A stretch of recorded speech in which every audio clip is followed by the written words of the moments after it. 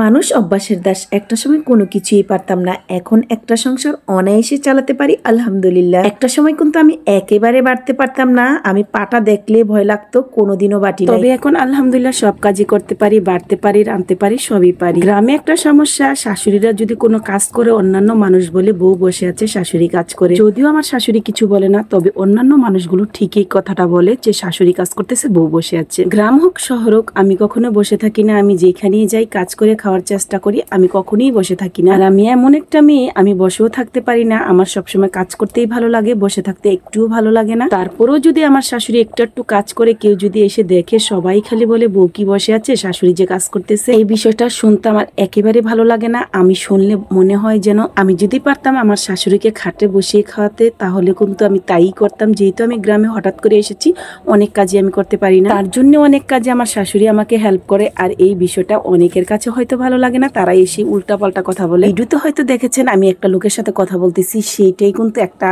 দাদির সাথে কথা বলছি যে আমার শাশুড়ি কাজ করে, আমিও কাজ করতেছি, আমাকে হালকা হেল্প করতেছে, এটা স্বাভাবিক করেই যায়। আজকে আমাদের এখানে প্রচুর বৃষ্টি হচ্ছে, আর বৃষ্টির মধ্যে আমি রান্নাঘরের দরজায় সবকিছু ধুয়ে নিচ্ছি। আমি আজকে একটু বুনা খিচুড়ি রান্না করবো। বুনা খিচুড়ি রান্না করার জন্য সবকিছু ধুয়ে আমি রেডি করে নিয়েছি। এই তো দেখেন, আমি কিন্তু এইখানেই সবকিছু ধুয়ে নিলাম।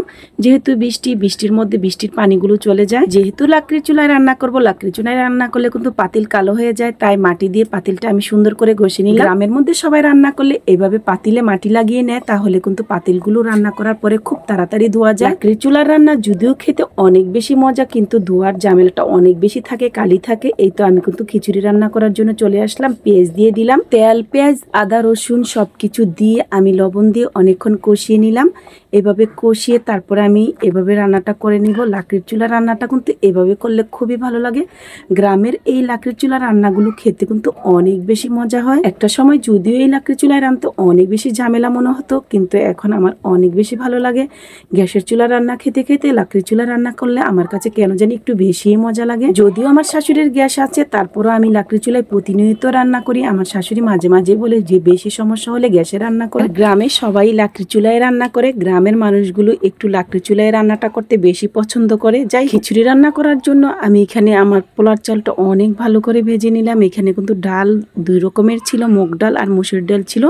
মুগ ডাল মসুর ডাল দিয়ে আমি সুন্দর করে ভেজে নিলাম। এখন কিন্তু আমার মোটামুটি ভাজা হয়ে গেছে। খিচুড়ির চালটা যতই ভাজা ভাজা হবে, খিচুড়িটা ততই ঝরঝরা হবে। এই তো আমি আগে থেকে ভেজে রাখা মাংসগুলো দিয়ে দিলাম। আমি কিন্তু কিছু আলু দিব, আলুটাও আমি আগে থেকে ভেজে রেখেছিলাম, সেটাও দিয়ে দিব। যদিও চেয়েছিলাম আমি খিচুড়িটা একদম ঝরঝরা করতে, কিন্তু আমার শ্বশুর বলতেছে একটু নরম রাখতে। যাই হোক, আমি তাহলে পানিটা একটু বেশিই দিব। দেখেন আমার শ্বশুর কি নিয়ে এসেছে, পোলাও পাতা।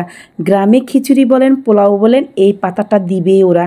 আর এই পাতাটা দিলে খুবই ঘ্রাণ আসে পোলাও থেকে বা খিচুড়ি থেকে। গ্রামে মানুষ এই পাতাটা সেমাইয়ের মধ্যেও দিয়ে থাকে। এই তো আমি কিন্তু খিচুড়ির চাউলটা কষিয়ে পানি দিয়ে দিলাম, আর এই পোলাও পাতাটাও দিয়ে দিলাম।